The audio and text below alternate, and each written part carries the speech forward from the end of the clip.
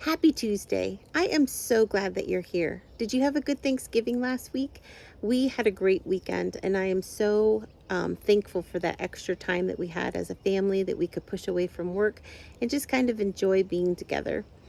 We are now heading officially into the Christmas season, which is crazy. I can't believe that 2023 is getting ready to wrap up.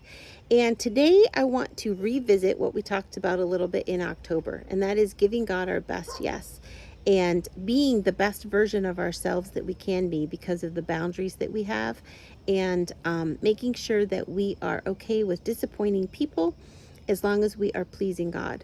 So today I want to talk a little bit about something that I struggle with a lot, and something that I was really focused on and working on this past summer. And that is that I tend to say yes even when I want to say no, or I tend to say yes when I don't have enough time or when I've overscheduled myself. And then I end up being that crabby, frustrated, irritable, angry person that I know that God did not create me to be. And I would not be that person if I would just say no, if I would listen to my limits and respect my own boundaries. Then I would continue to be that loving person that I know that God created me to be. So that is what I want to kind of encourage you with today as we're heading into the holiday season.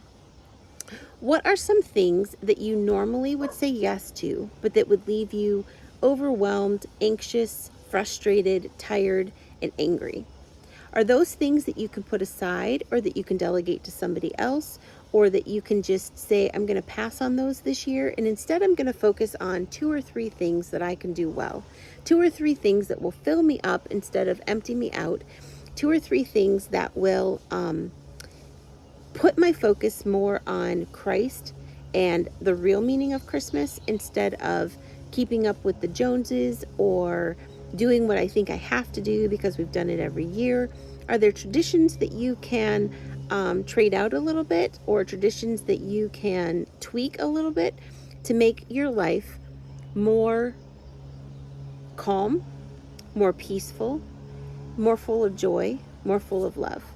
So those are the things that I am encouraging myself with this season, and helping myself to realize what it is that I need to do. And then those are the things that I also want to encourage you with this morning as well. If you liked this video, hit the like button.